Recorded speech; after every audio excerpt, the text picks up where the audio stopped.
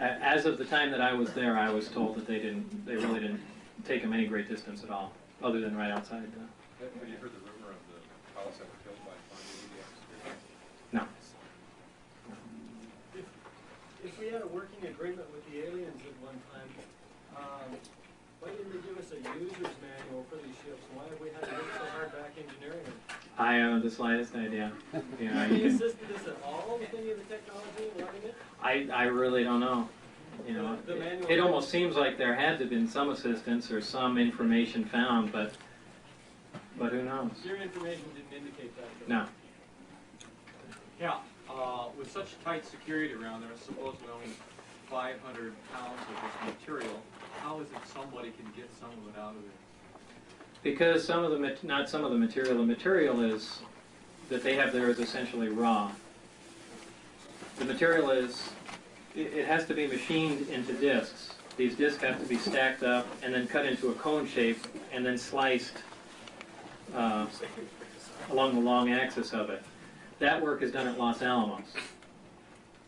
I'm not exactly sure Los Alamos knows what they're doing. Apparently they think that they're developing the little coins they're working on is some new type of armor. And having worked at Los Alamos and know people around that area, that's how I obtained some of it. Can you say anything about Project Looking Glass and the relationship between gravity and time? Well, gravity and time are almost essentially the same thing.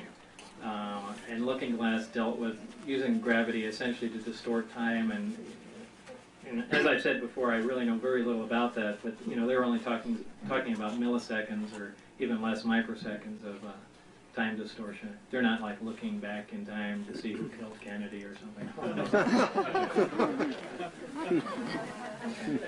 The craft that are you talking about, the scout craft, is that the one that's like the Adamski picture with the 3 domes underneath?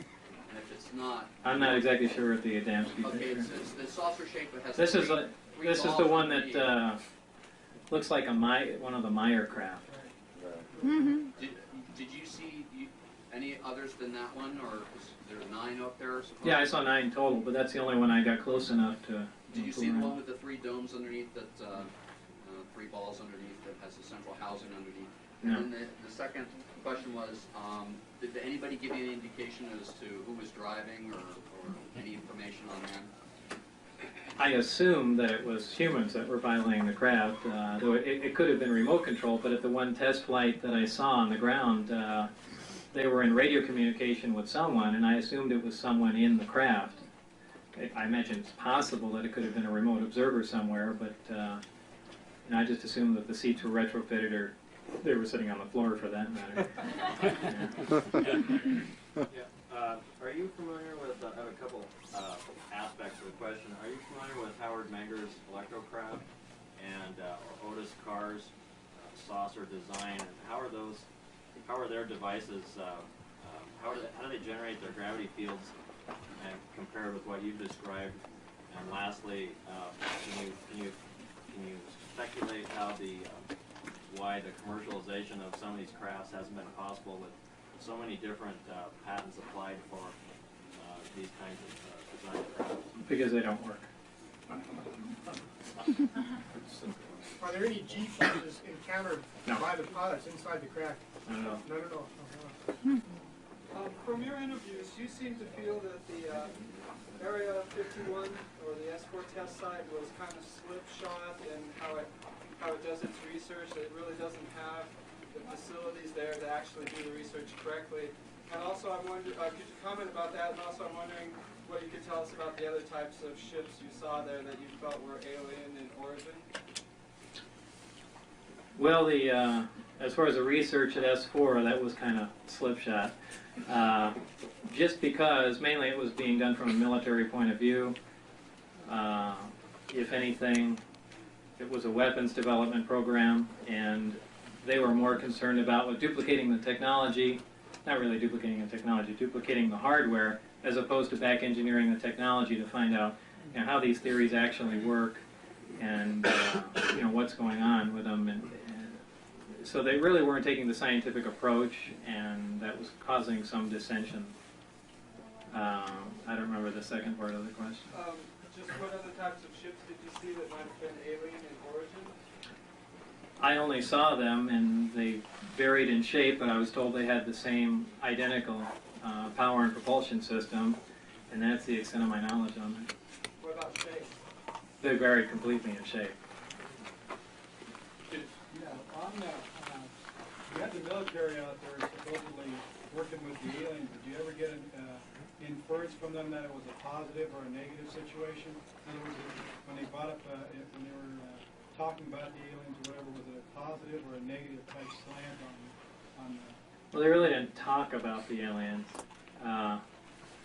The only time I ever heard anybody mention anything about an alien, someone, and I'm just assuming that, someone called it, or called the thing, a gourd.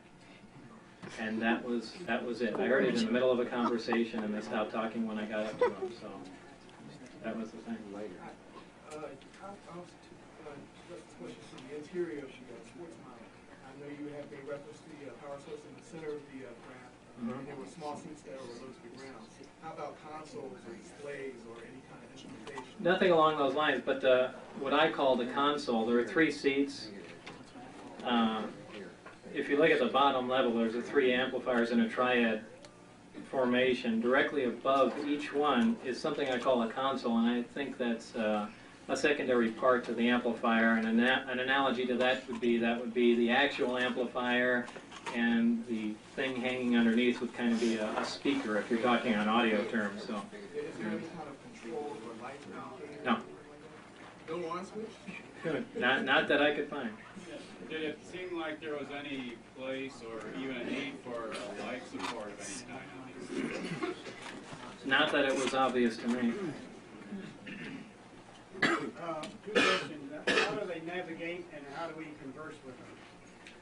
I haven't the slightest idea how they navigate. You know, like I said, I think if that, whatever controls the configuration of the amplifier is the focusing, which is basically their navigation, is most probably on the upper level of the craft that I didn't get to look at. And as far as the conversation between them, your guess is as good as mine. Was the local means of propulsion the same as this across great space differences? What was the local means? The local means of propulsion is essentially them balancing on an out-of-phase gravity wave. And it's not as stable as you would think. When the craft took off, it wobbled to some degree. It's, I mean, a modern-day Hawker Harrier or something along those lines, a vertical takeoff craft, is much more stable than them in the Omicron configuration, which is that mode of travel. The Delta configuration is where they use the 3 amplifiers, and those are the only 2 methods I know about for moving the craft. Can one pilot, as far as you know, pilot this craft, or does it take 3, or do you know anything about that? I don't know. Oh, and back in the red? Yeah. You're both in the red. Number 15, was that stable? In other words, does it give off the radiation, or can you hold it? No, it's stable. Stable, so you can hold it right in your hand? Yeah, theoretically, elements should reach a stability around anywhere from 113 to 116, somewhere in there, and apparently that's true. And again, they should reach a stability somewhere up around 220 some odd. But whether those elements will ever be synthesized or found naturally. Yeah, it's unusually heavy. Yeah.